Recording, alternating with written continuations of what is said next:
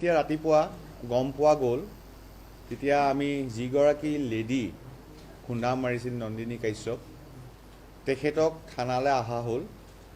থানা অহাৰ পিছত তেওঁক সোধপোছ কৰা হৈছিল। সোধপোছ কৰাৰ পিছত মানুহজনৰ যিজন ইনজৰ্ড ছফিকুল হক তেখেতৰ ইনজুৰিটো অলপ চিভিয়াৰ দেখা হৈছিল আৰু হয় তেখেত GMCত এডমিট হৈ আছিলে। চ' একৰ্ডিংলি আইঅ'জনে এখন FIR দিছিলে ঘৰৰ কমপ্লেইনেণ্টে। FIRখনত একিউজৰ নাম একো নাছিলে প্ৰথম অৱস্থাত। যেতিয়া আমি সোধপোছ কৰিলোঁ, ইনভেষ্টিগেশ্যন কৰি গম পোৱা গ'ল নন্দিনী কাশ্যপ বুলি এগৰাকী লেডিয়ে এই ইনচিডেণ্টত ইনভলভ আছিলে, তেখেতক থানালৈ মাতা হ'ল, তেখেতক সোধপোছ কৰা হ'ল।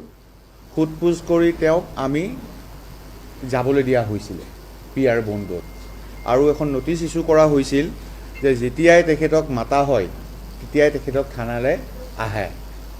একৰ্ডিংলি আকৌ তেখেত এবাৰ আহিলে, তেখেতক সোধপোছ কৰা হৈছিলে, সোধপোছ কৰি আকৌ তেওঁক যাব দিয়া হৈছিল।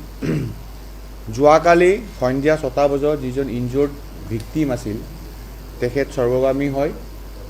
তেতিয়া আমি কেছটো যিহেতু প্ৰথম অৱস্থাত যিটো ছেকশ্যন লাগিছিল অল আৰ বেইলেবল ছেকশ্যন আছিলে, চ' আমি অনাৰেবল কোৰ্টক ৰাতিৰ ভিতৰত প্ৰেয়াৰ দিয়া হৈছিলে এটা ছেকশ্যন এড কৰিবলৈ, যিটো ছেকশ্যন নন বেইলেবল হয়। আৰু আপোনালোকে জানে নিশা আৰু ৰাতিপুৱাৰ আগত, সূৰ্য উদয় হোৱাৰ আগত আৰু সূৰ্য অস্ত যোৱাৰ পিছত আমি মহিলাক কোনো ধৰণৰ এৰেষ্ট কৰিব নোৱাৰোঁ বা থানাত ডিটেইন কৰিব নোৱাৰোঁ। সেইকাৰণে আমি যাৱতীয় কামখিনি কৰিব লগা হোৱাত তেখেতৰ এৰেষ্টটোত অলপ দেৰি হৈছিল, ডিটেইন কৰাটো দেৰি হৈছিল আৰু এৰেষ্ট কৰাটো আমি ৰাতি কালি 1:30 বজাত তেখেতক এৰেষ্ট কৰিছোঁ।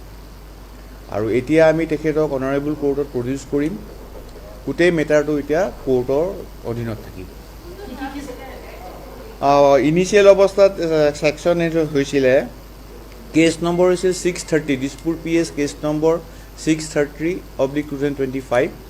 আণ্ডাৰ ছেকশ্যন আছিল 115(2), 125B, 281 of BNSS।